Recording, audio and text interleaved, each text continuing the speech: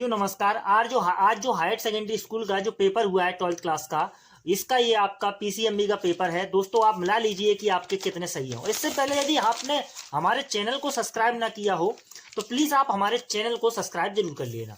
क्या कह रहा है कि भाई पुष्प सूत्र में जी किसका जो संकेत है, तो इसका जो राइट आंसर रहेगा दोस्तों वो आपका संयुक्त जयांग रहेगा। ऑप्शन नंबर ए आपका बिल्कुल करेक्ट हो जाएगा। क्या कह रहा है कि भाई कार्बनिक पदार्थों का विच्छेदन करने वाले सूक्ष्म जीव क्या है, तो इसका जो राइट आंसर रहेगा ऑप्शन नंबर डी आपका राइट आंसर रहेगा दोस्तों। इसका जो है एक्टिनोमाइसीटीज। अब यहां पर कह रहा है कि भैया पृथक्करण के नियम का अनुपात क्या है, तो 9:3:3:1। ऑप्शन नंबर सी आपका बिल्कुल करेक्ट होगा। क्या कह रहा है कि भाई किस कारण आकाश का रंग नीला प्रतीत होता है, तो प्रकाश के प्रकीर्णन के कारण आकाश हमें नीला दिखाई देता है। अब पांचवा क्वेश्चन, बसा क्या है, तो ये लिपिड है दोस्तों। इसमें आपको लिपिड लगाना था। पौधों की वृद्धि मापने का यंत्र क्या है, तो पोटोमीटर है दोस्तों इसका राइट आंसर। आप इसको यहां पर आप सभी स्क्रीनशॉट ले सकते हैं। अब हम आते हैं दोस्तों खालिस्तानों पर। बहुत ही सिंपल खालिस्तान पूछे हैं आज के आपके। केप चक्र की क्रियाएं कहां पर संपन्न होती हैं, तो दोस्तों इसका जो राइट आंसर रहेगा वो आपका रहेगा माइटोकांड्रिया के अंदर। इसमें आपको माइटोकांड्रिया भरना था। माइटोकांड्रिया के अंदर जो है दोस्तों वो आपकी केप चक्र की जो क्रियाएं रहती हैं वो संपन्न होती हैं। 10:45 दोस्तों इसका राइट आंसर एक है। वर्ग की उच्च सीमा तथा निम्न सीमा का अंतर क्या कहलाता है, दोस्तों इसको वर्गांतराल भी कह सकते हैं और परिसर भी होता है आपका। तो यहां पर मैं भरूंगा वर्ग अंतराल।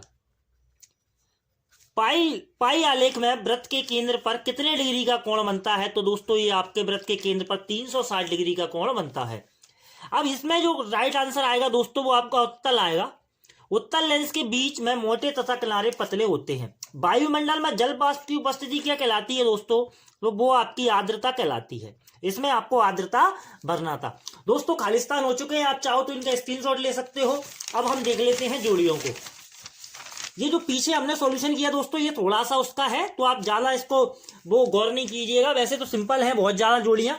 केचुआ जो है तो ये है फेरिटा पोस्थुमा, इसका राइट आंसर रहेगा दोस्तों केचुआ। तो केचुए के सामने आपको ऑप्शन नंबर सी लगाना था। हो सकता है आपके जो उसमें सेट में और कहीं पर हो तो आप मिला लेना। साइन जो 30 की जो वैल्यू रहेगी दोस्तों वो आपकी 1/2 होती है। 1/2 यहाँ पर 1/√2 भी है, तो आपका 1/2 आपका करेक्ट आंसर हो जाएगा। मधुमक्खी जो है वो एपिस इंडिका है दोस्तों। ये आपको इसके सामने लिखनी थी, मधुमक्खी के सामने एपिस इंडिका लिखने था। वृत्त का क्षेत्रफल πr² दोस्तों क्या होता है, πr²। तो ये चौथे से मिलती। घन का आयतन, भुजा का क्यू। आप चाहो तो इनका स्क्रीनशॉट ले सकते हो, बहुत ही सिंपल जोड़ियां आई थी।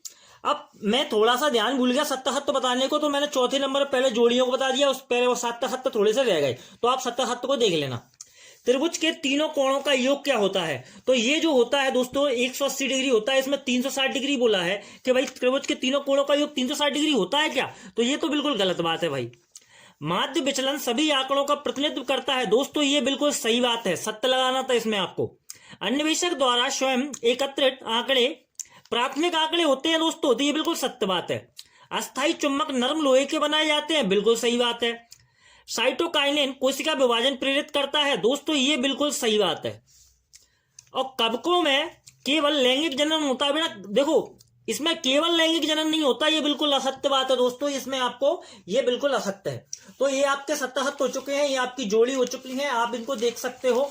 अब हम देख लेते हैं दोस्तों एक शब्द में उत्तर, जो सबसे ज्यादा बच्चों के गलत होते हैं। तो मूली जो है वो किस कुल के पौधे की है, तो मूली जो है वो क्रोसीफेरी कुल का पौधा है। इसमें आपको क्रूसीफेरी आपको भरना था। यहां पर आपको एक शब्द में उत्तर क्रूसीफेरी देना था। संख्यात्मक आंकड़ों से संबंधित विज्ञान को क्या कहते हैं दोस्तों, तो इसका जो राइट आंसर रहेगा वो आपका सांख्यिकी रहेगा। इसमें आपको सांख्यिकी लगाना था। मानक विचलन को किस ग्रीक अक्षर से निरूपित करते हैं, तो दोस्तों इसका जो राइट आंसर है वो है आपका म्यू। तो इसका जो μ/m × 100 भी लिख सकते हो आप, ठीक है। कौन सा ग्रहण सूर्य चंद्रमा के बीच पृथ्वी आने से होती है, देखो यदि पृथ्वी बीच में आएगी तो पृथ्वी की छाया चंद्रमा पर पड़ेगी, तो इसका मतलब इसमें जो राइट आंसर रहेगा वो रहेगा आपके पास चंद्र ग्रहण। अब जल में घुलनशील विटामिन कौन कौन से होते हैं, तो दोस्तों ये है आपके पास बी और सी जो रहते हैं विटामिन, वो आपके जल में घुलनशील रहते हैं।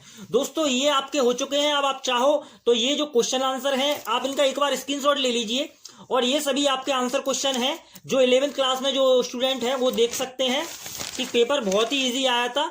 मैं आपको, आप चाहो तो आराम से स्क्रीनशॉट ले लीजिए, और प्लीज यदि आपने हमारे चैनल को सब्सक्राइब ना किया हो तो प्लीज मेरी सभी से रिक्वेस्ट है कि आप हमारे चैनल को सब्सक्राइब कर लीजिएगा। मिलते हैं दोस्तों नेक्स्ट वीडियो में, तब तक के लिए जय हिंद।